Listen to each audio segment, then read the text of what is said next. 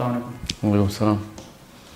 اچھا، یہ ایک بڑا کامن ایشو ہے ہمارا، اور اکثر اس کے اوپر بڑی ڈبیٹس بھی ہوتی ہیں کہ حضرت عائشہ کی ایج جو ہے ان کی شادی کے وقت، وہ عام طور پہ کہا جاتا ہے کہ وہ 9 سال یا کئی جگہوں پہ آتا ہے 6 سال۔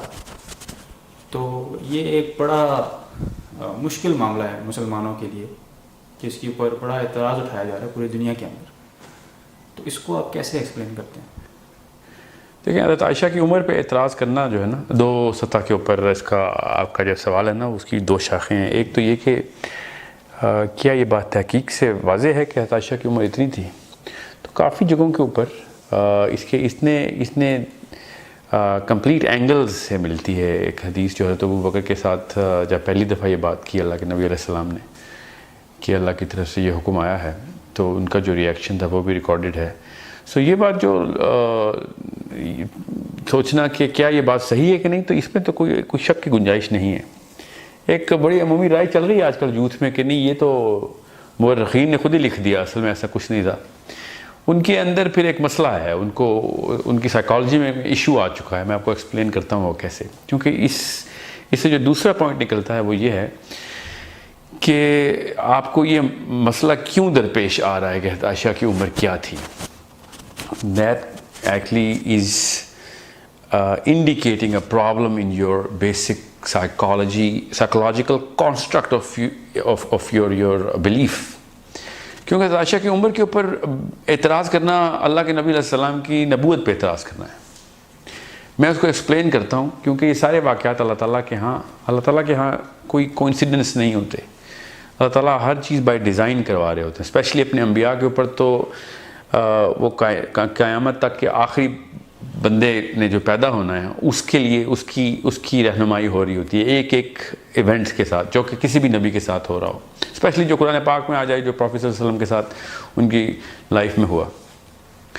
So whenever we actually start to or when we get a question, especially in the West, کہ your prophet married a 9-year-old, so you have to actually naturally have a disposition that he's actually conflicting to the very pedestal of prophethood of our Prophet صلی اللہ علیہ وسلم، ورنہ تو یہ مسئلہ ہونا نہیں تھا۔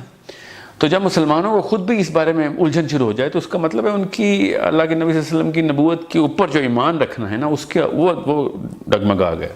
میں اس کا ثبوت دیتا ہوں کو سائیکالوجی سے۔ 3000 سال پہلے قرآن پاک سے اللہ کے نبی صلی اللہ علیہ وسلم کی شادی سے 3000 سال پہلے زیادہ عجیب و غریب واقعہ اور واقعات کی لسٹ پہ ہمیں کبھی اعتراض نہیں کیا۔ 9 سال کی بچی سے شادی کرنے کے اوپر اعتراض ہو رہا ہے ہمارے مسلمانوں کو، اور انہی مسلمانوں کو کبھی 6 سال کے بچے کو ذبح کرنے پہ اعتراض نہیں ہوا۔ کبھی بھی نہیں میں نے سنا، اسپیشلی ویسٹ میں، کہ 6 سال کا بچہ حضرت ابراہیم نے ذبح کیوں کیا اپنے بیٹے کو؟ تو انہوں نے تو چھری چلا دی تھی، ٹھیک ہے، وہ تو بعد میں ایک بکرا آ گیا نا ادھر، تو دمبا آ گیا، ورنہ تو نبی نے تو چھری چلا دی تھی، اور یہی تو امتحان تھا اس کا۔ اور یہ کوئی امتحان نہیں ہے کہ اللہ کے نبی صلی اللہ علیہ وسلم نے عائشہ سے شادی کی، امتحان تو زینب سے شادی کرنے کے اوپر تھا، ٹھیک ہے۔ وہ تو عرب نے اعتراض کیا تھا، آپ کے نبی صلی اللہ علیہ وسلم نے اس اعتراض کو کیسے کاؤنٹر کیا، تو ہم اس کا آنسر دے رہے تھا۔ مگر چونکہ مسلمانوں کا علم بھی ذرا کم ہے، ان کو حضرت زینب کی شادی کا پتہ بھی نہیں ہے زیادہ تر کو، تو ویسٹ جو ہے وہ اس بارے میں اس لیے وہ زیادہ بات چیت نہیں کرتا۔ جو حضرت عائشہ کے اوپر اعتراض کرتے ہیں، وہ وہی لوگ اعتراض کرتے ہیں جو خود اپنے نبی کو 6 سال کے بچے پہ چھری چلانے کے اوپر ڈیفینڈ کرتے ہیں، کیونکہ ان کو اس کے نبی ہونے کے اوپر مسئلہ نہیں ہے حضرت ابراہیم کی۔ ہمیں چونکہ اپنے نبی کے نبی ہونے کے اوپر مسئلہ ہے، اس لیے ہم اس اعتراض میں کی زد میں آ جاتے ہیں، ورنہ اس کی زد میں آ ہی نہیں سکتا مسلمان، کہ یار اللہ تعالیٰ کا حکم ہے جو بھی حکم ہے۔ دوسری بات، میں ایز اے مسلم آپ کو بتا رہا ہوں، تھنکنگ مسلم، اس بات کی بھی ضرورت نہیں ہونی چاہیے کہ اللہ کا حکم تھا کہ نہیں تھا، نعوذ باللہ۔ اللہ تعالیٰ کے نبی صلی اللہ علیہ وسلم نے اگر کوئی بات کی ہے تو آپ اس کے اوپر مقدمہ کر رہے ہیں یہ سوچنے کی کہ اگر اللہ کا حکم تھا یا نہیں تھا، یہ سوچنا ہی مقدمہ ہے اللہ کے نبی صلی اللہ علیہ وسلم کی فراست کے اوپر کہ why did he go towards this decision. So یہ جو مسلمان یہ سوچتے نا کہ یار 9 سال کی بچی سے شادی کی، اس کو اصل میں سائیکولوجیکل کانسٹرکٹ یہ ہونا چاہیے تھا کہ اگر پروفیٹ صلی اللہ علیہ وسلم نے 9 سال کی بچی سے شادی کی ہے تو ہمیں اس کے فائدے اور سے اور فائدے بتائیں، اس کو مقدمے کے طور پر جو دیکھتا ہے اس کے ایمان میں شدت سے کمی ہے. اور پھر اس کے اوپر وہ والا بندہ جو بھی اس کو یہ پروو کرنے کے لیے یہ کھوج لگانا شروع ہو جائے کہ نہیں 9 سال نہیں ہوں گی 29 سال ہوں گی. ایک نے تو کہہ دیا 48 سال کی عمر ہے, ٹھیک ہے. اور میں نے خود سنا ایک صاحب تو کہہ رہے تھے کہ یہ تو مورخین نے لکھا ہوا ہے, اصل میں تو سنت حدیث ہے نہیں اس کے اوپر. ہزار ایسی چیزیں جو مورخین سے ہم تک پہنچی ہیں اور بڑے تواتر سے پہنچی. اس کے اوپر تو حدیث بھی ہے, وہ بھائی صاحب کو شاید حدیث کا پتہ نہیں چلا یا پھر وہ منکر حدیث ہیں. بہرحال منکر نبوت کا تو مقدمہ کیا جا سکتا ہے اس کے اوپر کہ منکر ایمان نبوت, کہ بھئی میں نبوت کے اوپر, اللہ کے نبی صلی اللہ علیہ وسلم کے اوپر نبوت پہ ایمان رکھتا بھی ہوں کہ نہیں, مجھے یہ تحقیق کرنی پڑے گی کہ حضرت عائشہ کی عمر نکالنی شروع کر دی. ویسے بھی جس بندے کو, اچھا دوسرا جو شاخ ہے اس کی وہ یہ کہ اللہ تعالیٰ نے خود قرآن پاک میں کہہ دیا کہ تمہارے بیویوں کی اگر حیض شروع ہو جائیں تو تمہارے نکاح کے بعد اگر ان کا حیض شروع ہو جائے, اس کا مطلب ہے کہ حیض آنے سے پہلے بھی شادی ہو سکتی ہے. تو یہ تو پتہ نہیں کیسے ڈیفینڈ کریں گے آج کل کے جو ہے نا لیفٹ ریڈیکل مسلمس کہ جو چائلڈ میرج کے خلاف ہوئے ہیں, ان کو how do they actually settle their psychology کہ جب قرآن پاک کی یہ آیت پڑھتے ہیں وہ یا تو وہ پڑھتے ہی نہیں یا پھر وہ ان لوگوں میں بیٹھے جن لوگوں نے اعتراض تو کیا ہے قرآن پاک میں اور انہوں نے ان کو قرآن نہیں سکھایا ہے, کیونکہ یہ تو معترضین سے قرآن سیکھتے ہیں نا ہمارے ویسٹرن مسلمز جو ہیں.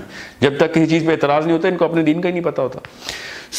بیسک سمپل سا آنسر یہ ہے کہ اگر ابراہیم علیہ السلام کی حضرت اسماعیل کے گردن پہ چھری چلانے کے, اور یہودی تو کہتے ہیں حضرت اسحاق پہ چلائی تھی نا, چلیں جس پہ بھی چلائی تھی, تھا تو انسان کا بچہ ہی اور وہ بھی اپنا ہی تھا, وہ تو کہتے ہیں وہ بڑا بچہ زیادہ عزیز اسحاق تھا, اس کے اوپر جب چھری چلائی تھی تو this should have been a very big case on them, but we don't, because ہمیں ابراہیم کی نبوت کے اوپر کوئی اعتراض نہیں, نہ ہی ان کو ہے, اس لیے دونوں نے اعتراض نہیں کیا.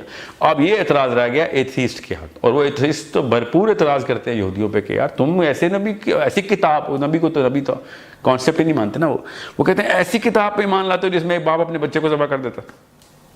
اور پھر وہی ایتھیسٹ اٹھ کے مسلمانوں کو بھی کرتا ہے ساتھ, لیکن یہودیوں کے بینر بھی لگ جاتے ہیں کہ تمہارے نبی نے تو 11 شادیاں کر لیں اور تمہارے نبی نے تو 9 سال کی بچی سے شادی کر لی. ان کے اپنے نبی 300 شادیاں کر کے بیٹھے ہوئے ہیں, جو کہ ہمارے بھی نبی, ہمیں کوئی اعتراض نہیں اس بات پہ, ہمیں نبوت سے اعتراض نہیں ہے تو ان کے نبی کے کسی بھی کام سے اعتراض نہیں ہے.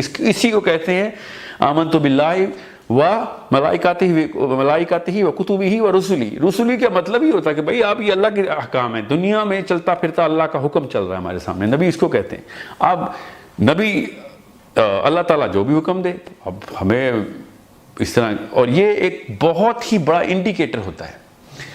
میرا اپنا فلسفہ یہ ہے اس پہ کہ اللہ تعالیٰ جان کے انبیاء سے ایسے ٹیسٹ کرواتے ہیں. جیسے حضرت ابراہیم سے جب ذبح کروایا, حضرت زینب سے جو شادی کروائی, حضرت عائشہ سے جو شادی کروائی, وہ تو مجھے تو یقین ہے عرب نے اس کا کوئی اعتراض نہیں کیا تھا. یہ تو بعد کا اعتراض ہے ہمارا اپنا, عرب کو کوئی ٹینشن نہیں تھی اس بات سے.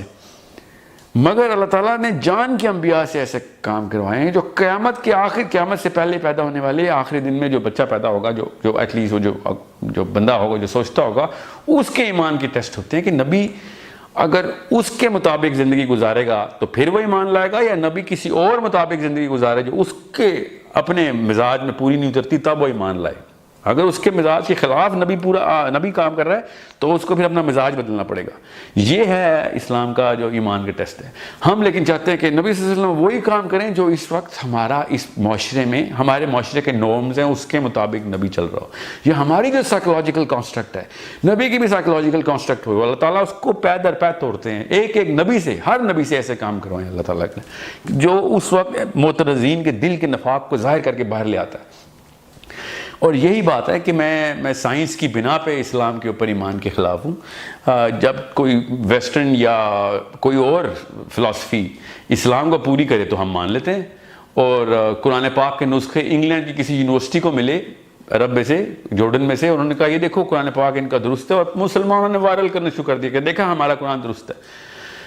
انگلینڈ کی یونیورسٹی نے بتا دیا تو لوگوں کے ایمان تازہ ہو گئے, اور لوگ کہہ بھی رہتے ہیں کہ دیکھیں ہمارا ایمان جو ہے تازہ ہوا ہے. نعوذ باللہ اگر وہ غلط ثابت کر دیتے تو ایمان فارغ ہو جاتا ہمارا. یہ حالات ہیں ہمارے کہ ہم ان کی ریسرچ اور ان کی سائیکولوجیکل کانسٹرکٹ کے تابع ہو گئی ہیں ہماری سائیکالوجی کی. جب وہ صحیح کہیں گے تو تب صحیح ہوگا.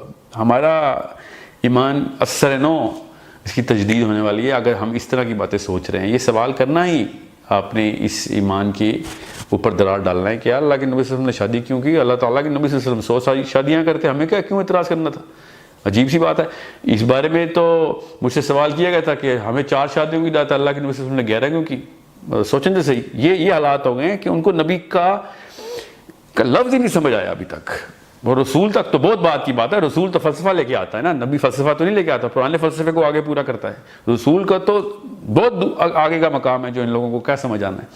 سو this is a problem of philosophical dissonance. 2 فلسفے ٹکرا جاتے ہیں تو جس فلسفے کے اصل میں تابع ہوتے ہیں اس کی نمائش ہو جاتی ہے.